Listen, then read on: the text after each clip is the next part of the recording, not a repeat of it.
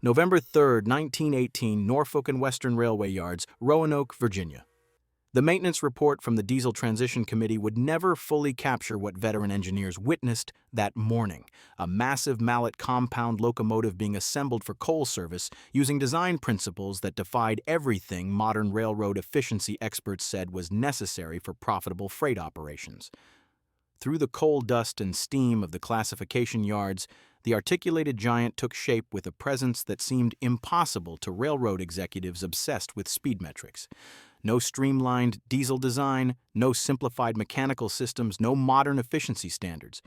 Yet this machine would move tonnage that diesel locomotives could not match. In railroad boardrooms across America, efficiency consultants required weeks to produce reports proving that speed equaled profitability using metrics developed through decades of operational analysis. Each calculation emphasized velocity, quick turnarounds, and reduced crew time. Most recommendations carried operational assumptions that only fast-moving consists could justify their operating costs. The Norfolk and Western was operating with a locomotive philosophy that railroad modernizers had never imagined economically viable. Maximum tractive effort, compound expansion, articulated frames that could navigate curves impossible for rigid locomotives. Quality standards that transformed coal hauling from unprofitable burden to revenue-generating infrastructure. Not in superior speed, not in operational simplicity, but in the systematic engineering that delivered raw pulling power in ways diesel consultants never imagined possible. The Appalachian Mountains carved through the heart of coal country like a commercial barrier to profitable freight operations. By 1915, railroads watching the rise of internal combustion technology understood they faced a choice that would define their survival. Speed had become the religion of railroad operations. Every month brought fresh reports of diesel-electric prototypes promising faster schedules, reduced fuel costs, and simplified maintenance that could revolutionize the industry. The numbers from efficiency experts told a compelling story. Diesel locomotives achieved 60 mph on level track, while the massive steam engines struggled to reach 30 mph. Even on straightaways, railroad presidents understood they needed technology that could move freight faster than their competitors, but the Appalachian grades presented an engineering problem that speed alone could not solve. Coal trains weighing 15,000 tons needed to climb grades exceeding 2% through curves so tight that rigid locomotives derailed attempting the turns. Speed meant nothing when your locomotive couldn't pull the load over the mountain. The region's mine operators knew they had one desperate chance to keep coal competitive against oil and natural gas. Move more tonnage per train, reducing the number of consists required to transport daily production volumes. The mountains presented challenges that had defeated every attempt to apply modern efficiency thinking. Winter grades became ice-covered barriers where wheel slip could strand entire trains. Curves that dropped below 16-degree radius created lateral forces that snapped couplers on conventional locomotives. The coal seam sat at elevations requiring sustained climbing that tested every mechanical system on the locomotive. Track conditions in mining districts demanded articulated frames that could flex and twist while maintaining tractive effort that rigid diesels could never achieve. Veteran engineers knew that tonnage, not speed, determined whether coal railroading survived the transition to modern power. The diesel revolution began its march through American railroading with promises that seemed mathematically undeniable. General Motors' Electromotive Division published performance data showing their new locomotives could maintain 50 mph with passenger consists, that steam engines moved at tonnage. The time savings calculated across transcontinental distances appeared to justify complete fleet replacement. Railroad mechanical departments studied European diesel operations where simplified maintenance protocols reduced shop time by 60% compared to steam locomotive servicing requirements. Engineers returning from German railroad inspections described facilities where single mechanics could maintain multiple diesel units, eliminating the specialized craftsmen that steam power demanded. The efficiency metrics focused obsessively on velocity and turnaround times. Diesel locomotives required no water stops, no coal tenders, no complex boiler maintenance that kept steam engines in shops for days between runs. Operating departments calculated that a single diesel unit could replace 3 steam locomotives when route scheduling emphasized maximum speed rather than maximum tonnage. Alfred Perlman, who would later become president of the New York Central, published papers in railroad journals declaring that steam power represented antiquated thinking that modern management must eliminate. "The future belongs to internal combustion," he wrote in Railway Age magazine, where mechanical simplicity and operating velocity create profitability impossible with steam technology. Professional engineering societies issued statements supporting rapid dieselization based on European success stories and American prototype testing.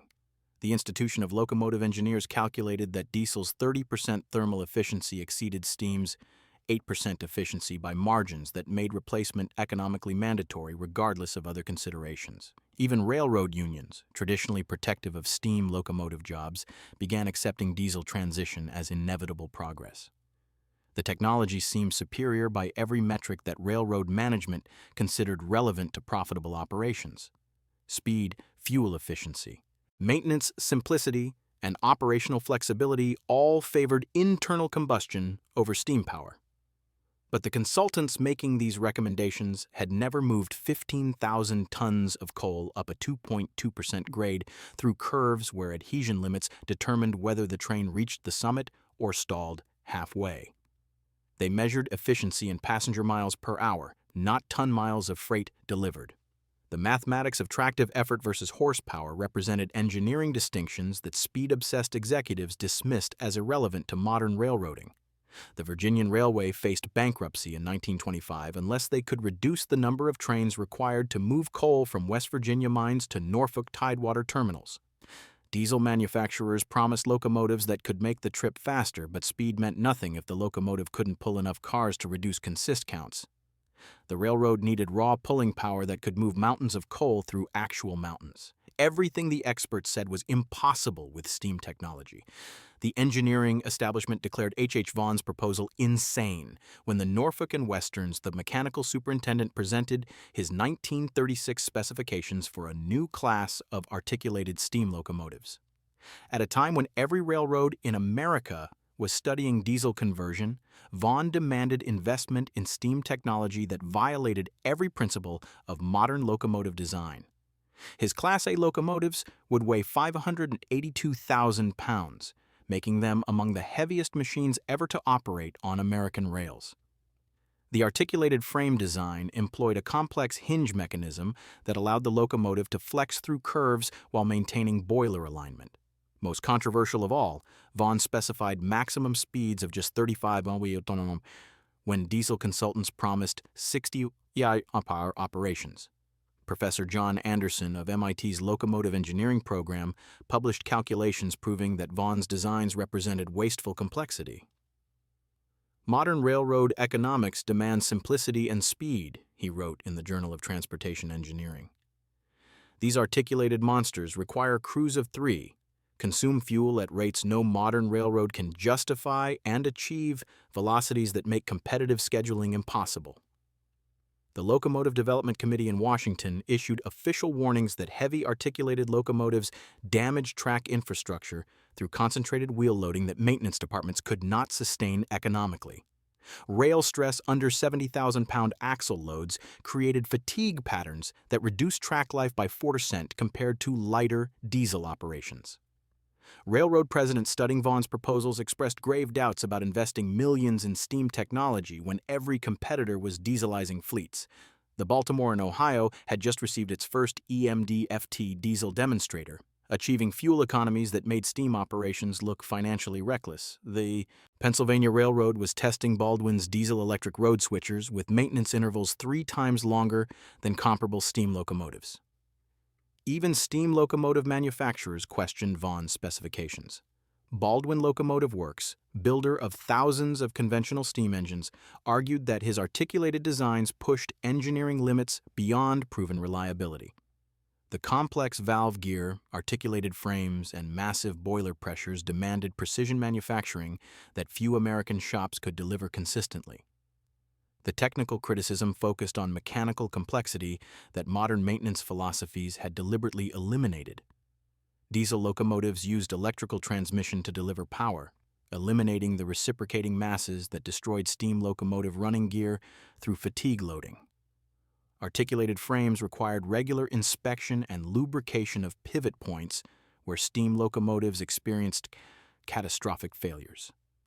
European railway experts declared that America's infatuation with heavy steam power represented backwards thinking that continental railroads had already abandoned.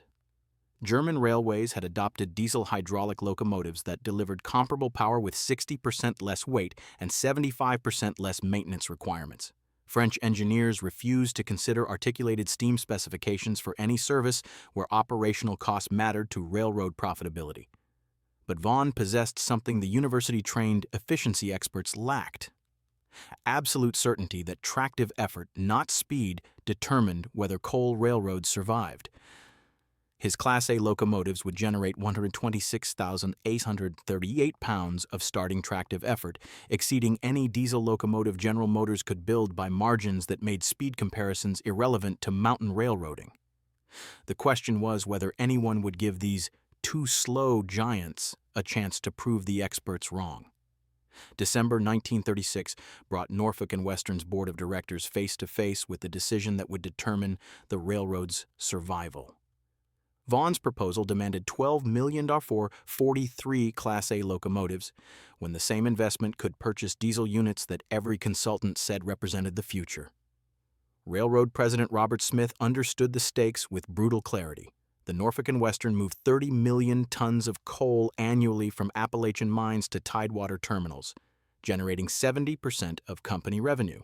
Reducing train counts meant fewer crews, less fuel consumption, and maintenance savings that could mean the difference between profitability and receivership.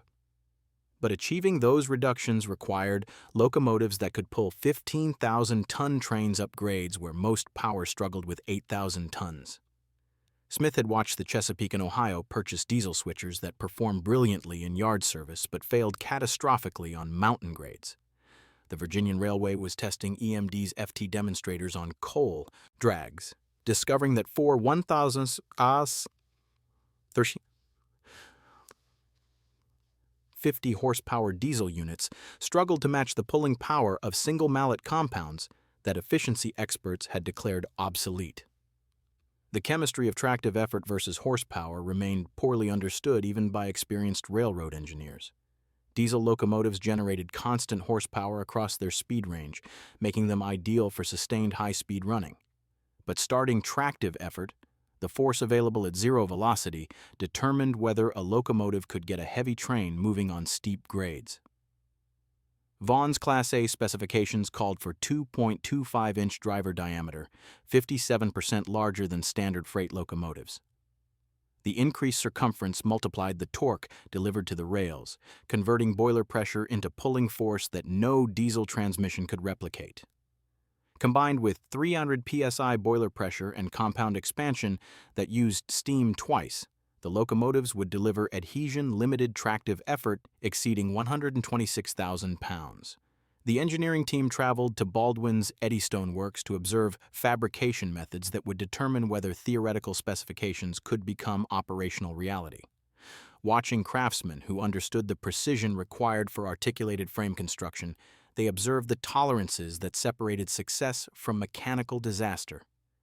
The articulated joint connecting the locomotive's two engine groups had to flex through 16-degree curves while maintaining boiler alignment within fractions of inches.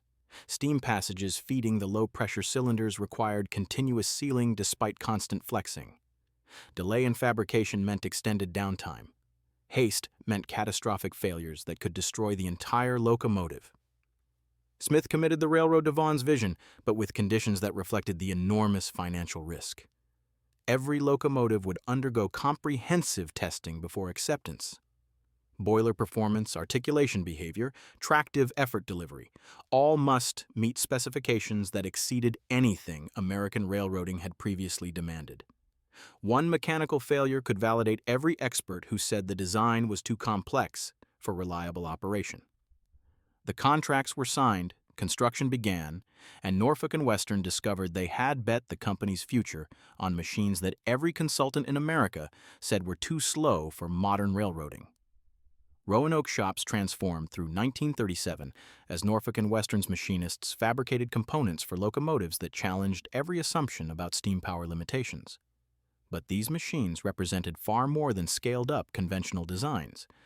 Vaughan had engineered every aspect around a revolutionary principle: maximize tractive effort through systematic exploitation of thermodynamic and mechanical advantages that diesel technology could not replicate. Traditional locomotive builders operated as assemblers rather than innovators, using standardized components that simplified production but compromised performance. Driver diameters, boiler pressures, and cylinder arrangements followed industry norms that balanced cost against capability. Each design choice reflected compromises that reduced manufacturing complexity. Vaughan recognized that exceptional performance required eliminating every conventional limitation. The compound expansion strategy began with revolutionary pressure specifications. Class A locomotives operated at 300 psi, 50 psi higher than most contemporary freight power. High-pressure cylinders used steam at full boiler pressure, extracting maximum energy during initial expansion. But the breakthrough came in the exhaust routing that sent partially expanded steam to low-pressure cylinders rather than venting it directly through the stack. This compound expansion extracted additional work from steam that conventional locomotives wasted, increasing thermal efficiency from up to nearly 12%. Still far below diesel's third, but the gap narrowed when measured in actual pulling force delivered. The articulated frame solved the fundamental conflict between long wheelbase stability and tight curve capability. Rigid locomotives required 22-degree minimum radius curves to prevent derailment when wheelbase exceeded 35 feet. The Class A's 72-foot wheelbase would have made conventional construction impossible on Norfolk and Western's mountain territories. Instead, Vaughan employed a hinge mechanism that allowed the front engine group to pivot independently while the rear group supported the massive boiler weight. Complex linkages transmitted boiler pressure to both engine groups despite constant angular changes. Steam passages incorporated flexible joints that maintained sealing through articulation cycles that would have destroyed rigid connections. The driver diameter represented Vaughan's most controversial specification decision. The 70-inch diameter exceeded standard freight practice by margins that reduced maximum speed to 35 mph on level track. Railroad efficiency experts calculated that this velocity limitation made the locomotives unsuitable for modern operations, requiring 50 mph sustained running. But Vaughan understood that tractive effort follows inverse relationships with driver diameter. Every inch of increased circumference multiplied the torque transmitted to the rails. The physics remained unforgiving. A 70-inch driver at 300 psi boiler pressure delivered 1,838 pounds of starting tractive effort. The same boiler-feeding 57-inch drivers would generate only 98,000 pounds, a 23% reduction in pulling capacity. The adhesion factor determined how much tractive effort could actually transfer to the rails without wheel slip. Weight on drivers divided by tractive effort had to exceed 4.0 for reliable traction. The Class A's 494,000 pounds on drivers supported 126,000 pounds tractive effort with a comfortable 3.9 adhesion factor, at the very limit of what physics allowed. Quality. Testing at Roanoke exceeded industry standards through systematic examination of every component rather than statistical sampling. Vaughan installed dynamometer cars that could measure actual pulling force under operating conditions, comparing real-world performance against theoretical calculations. Articulation joints underwent 10,000 cycle testing before acceptance, ensuring the complex mechanisms could survive years of mountain service. The economic results would either vindicate Vaughan's engineering philosophy or confirm every expert's prediction that these two slow giants represented wasteful complexity modern railroading had wisely abandoned. May 4, 1937, brought the ultimate test of Vaughan's engineering gamble when Class A number 1218 coupled to a 14,500-ton coal drag at Bluefield, West Virginia, for its first revenue service run to Norfolk. The route would determine whether American articulated steam power could deliver the performance that every diesel consultant said was impossible.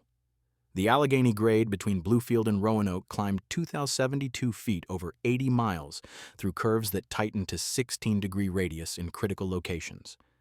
Conventional mallet compounds required double heading to move 8,000-ton trains over this territory, consuming twice the fuel and requiring 2 complete crews. Diesel demonstrators had stalled on the grade when EMD's engineers attempted 12,000-ton tests.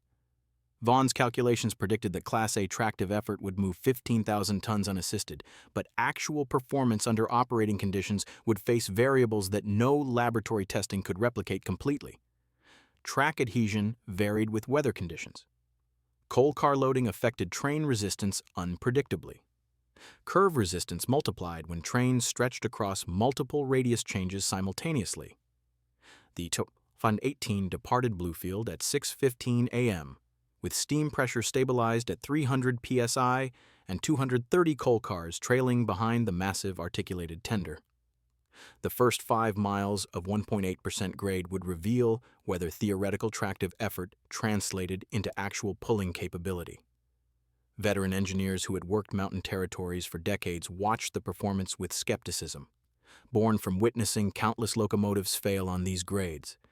The Class A's compound expansion delivered pulling force that exceeded engineering predictions. At 12 mph climbing speed, the locomotive maintained steam production that kept cylinder pressure within 5% of design specifications. The articulated frame flexed through tight curves without the binding that plagued rigid locomotives, maintaining tractive effort through radius changes that would have required speed reduction with conventional power. Performance monitoring revealed advantages of Vaughan's design philosophy that raw specifications couldn't capture completely. The 70-inch drivers that limited top speed to 35 mph delivered sustained pulling force at 12 mph that diesel locomotives couldn't match at any velocity. The compound expansion extracted energy from steam so efficiently that coal consumption remained 15% below predictions based on conventional locomotive fuel usage. Most dramatically, the articulated frame allowed curve negotiation that reduced train resistance through mountain territories where rigid locomotives experienced binding between drivers and treels. Traditional engineering assumed that heavy locomotives damaged track through concentrated wheel loading, but distributed weight across the Class A's articulation actually reduced rail stress compared to lighter, rigid designs that concentrated forces at individual axles. The journey from Bluefield to Roanoke required 6 hours and 40 minutes, covering 80 miles with 14,500 tons, averaging 12 miles through territory where diesel demonstrators had achieved 18 miles with 8,000-ton consists. The speed comparison seemed to validate consultant predictions about steam power obsolescence until engineers calculated the actual work performed. The Class A moved 1.6 million ton-miles during the run, consuming 22,000 pounds of coal. The diesel tests had delivered 460,000 ton-miles with 4 units consuming 2,800 gallons of fuel oil. When calculated on energy equivalent basis, the steam locomotive moved 2.5 times the tonnage per unit of fuel energy, a performance gap that made speed comparisons economically irrelevant to mountain coal hauling. Route testing expanded through summer 1937 as Norfolk and Western evaluated Class A performance across their entire system. The Dry Fork grade between E. Eager and Elmore presented the ultimate challenge: 2.11% sustained climbing through curves averaging 18-degree radius. Previous operations required 3 mallet compounds double-headed to move 9,000 tons, making the service economically marginal. The Class A climbed Dry Fork unassisted with 13,000 tons, reducing crew requirements by 67% while increasing tonnage 44%. The performance vindicated every aspect of Vaughan's philosophy. Raw, tractive effort mattered more than speed. Compound expansion delivered practical efficiency advantages, and articulated frames solved problems that rigid construction could never overcome. The transformation of American heavy freight railroading became undeniable by 1950 when Norfolk and Western's financial reports revealed operating costs per ton-mile that made their steam operations more profitable than diesel competitors. While other railroads struggled with diesel transition expenses and unexpected maintenance costs, the N&W continued building new steam power that efficiency consultants still declared obsolete. Major performance validation occurred in 1952 when the Interstate Commerce Commission conducted comprehensive dynamometer testing comparing diesel and steam locomotive capabilities on identical routes with standardized consists. The results shocked the railroad industry and vindicated Vaughan's engineering completely. On the Bluefield Roanoke territory, 4 EMD GP9 diesel units, totaling 7,000 horsepower, moved 11,500 tons at an average speed of 18.44 mph, consuming 200 gallons of fuel oil. A single Class A with 5,500 indicated horsepower moved 14,200 tons at 13.1 mph, using 26,000 pounds of coal, energy equivalent to 2,600 gallons of fuel oil. The steam locomotive delivered 23% more tonnage with 19% less fuel consumption, completely invalidating the efficiency assumptions that had driven dieselization. Engineering analysis revealed that the performance gap resulted from fundamental physics that diesel transmission could not overcome. Electric motors delivered constant horsepower across their speed range, but starting tractive effort, the critical factor in mountain railroading, remained limited by motor current capacity and gear ratios. The Class A's direct mechanical connection between pistons and drivers delivered adhesion-limited pulling force at zero velocity, exactly where mountain grades demanded maximum capability. Comparative testing on the dry fork grade demonstrated even more dramatic advantages. Diesel consists stalled, attempting 12,000-ton movements, requiring helpers that eliminated any economic advantage.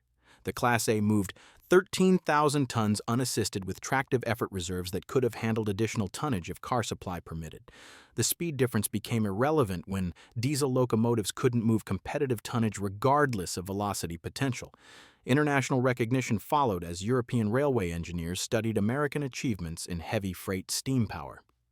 British Railways invited Norfolk and Western representatives to present technical papers describing compound articulated design and performance data that contradicted the diesel superiority assumptions dominating continental thinking. German and French engineering schools revised curriculum to acknowledge that specific applications required capabilities that diesel technology could not yet provide. But success created preservation rather than expansion, as Norfolk and Western committed to steam power while every competitor dieselized completely. By 1960, the railroad operated the last mainline steam locomotives in America, maintaining shop expertise and fuel supply infrastructure that other companies had abandoned years earlier. The Class A locomotives continued delivering superior tonnage economics that diesel manufacturers could not match regardless of technological improvements. The final vindication came through longevity data that efficiency experts had never considered. Norfolk and Western's Class A locomotives remained in revenue service until 1960, accumulating 1.2 million miles per unit, with maintenance costs averaging $1 annually. Contemporary diesel units required major overhauls at 600,000 miles, costing $180,000, creating life cycle economics that favored steam power despite higher daily operating expenses. Modern freight railroads operating 15,000-ton unit coal trains require multiple diesel-electric locomotives totaling 12,000 to 15,000 horsepower to match the performance that single Class A compounds delivered with 5,000 to 1,500 horsepower. The tractive effort gap remains unbridged. Current diesel locomotives generate 140,000 pounds, starting tractive effort with 6-axle designs weighing 420,000 pounds. Specifications that approach but still don't exceed what Vaughan achieved with 1930s steam technology. As contemporary railroads invest billions in distributed power systems and advanced diesel designs to move heavy freight, the preserved Class A by 2018 requires no modern upgrades to demonstrate capabilities that too slow steam power delivered 8 decades ago. Vaughan's articulated giants provide permanent testimony that raw pulling force, not maximum speed, determines performance in heavy freight service, and that engineering excellence focused on actual operational requirements can deliver capabilities that modern technology still struggles to replicate.